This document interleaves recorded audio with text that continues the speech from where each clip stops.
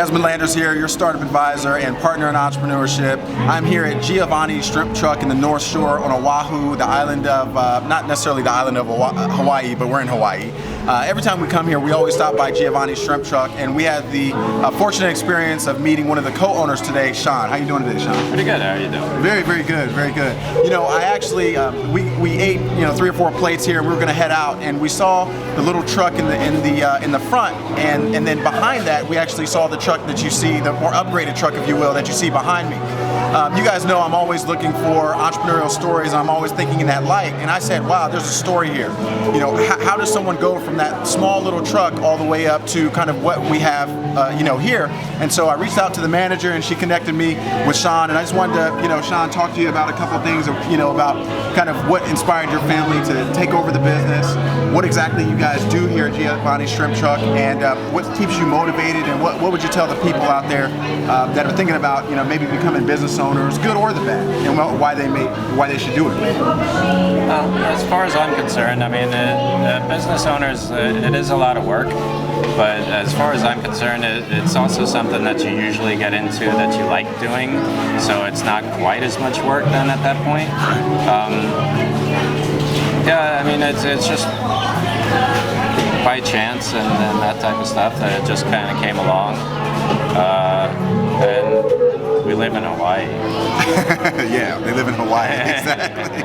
So your brother was, I think, the initial person who, did your mom over here that the previous owners wanted to sell it, and then your brother kind of came over and started to operate it out of tents, right? Yeah, that's correct. Okay. He was actually stationed in the Army, was getting out at that point and wanted to stay here in Hawaii. And my mom was over visiting and heard the original owners talking about selling and going back to the mainland. So it just kind of worked out well for both of them, and my brother just ended up deciding that that's what he wanted to do, and here we are now. Absolutely, absolutely.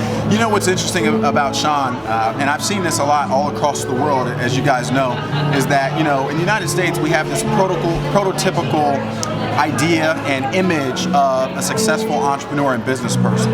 Now, Sean and his family are very successful, and that's not their words, that's my words, because I've been here and ate plenty of times, and every time I come here it's always packed, and I recommend you should come here too.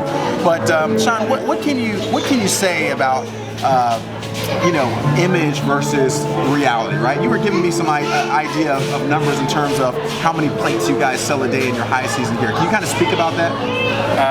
Well, here we usually do about 500 to 600 plates a day.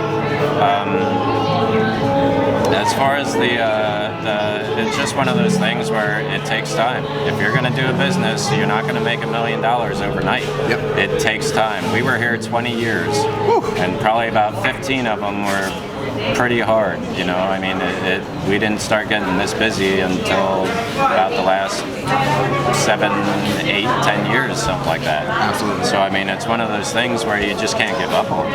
Absolutely. It's if you truly enjoy it and you're doing okay at it, you just got to keep pushing and pushing, make things better, right. Treat the customers the way that you should, right.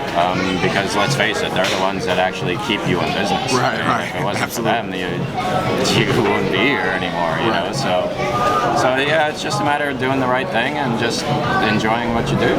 Absolutely, absolutely. Well, that's highly encouraging. I hope that motivates you all out there. I don't know if you heard it, but I'm going to say it again. In the high season, they serve 500 to 700 plates a day.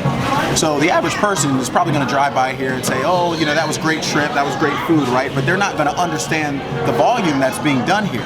But if you drive by in the States, if you drive by an office park, you automatically assume the company's making money. Well, money can be made in multiple ways, and as long as you have that entrepreneurial drive and spirit, as Sean and his family does, and just persistence and determination to make things work at all odds, right?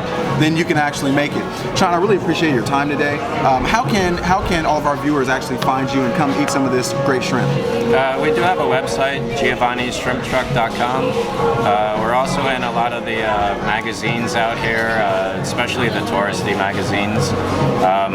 However, though, in all honesty, if you just type in Giovanni's Shrimp Truck on the web, you'll find multiple places and blogs and all sorts of things about us. I think that's kind of about it.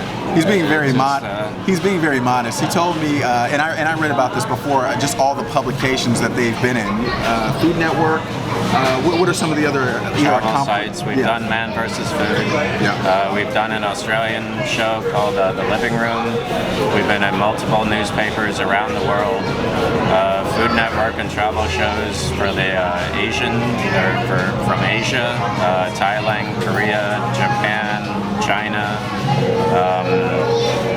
Yeah, so I mean, there's been newspaper articles with us for England and I think one or two other places in Europe as well. Yeah, we're kind of all over the place, you know, in all honesty when it comes down to it. Absolutely. Good stuff. Well, hey, Sean, I really appreciate your time. This trip was great. I'm Desmond Landers, your startup advisor and partner in entrepreneurship. Signing out. See you soon. Make sure you come to Giovanni's Shrimp Truck in the North Shore on Oahu, Hawaii.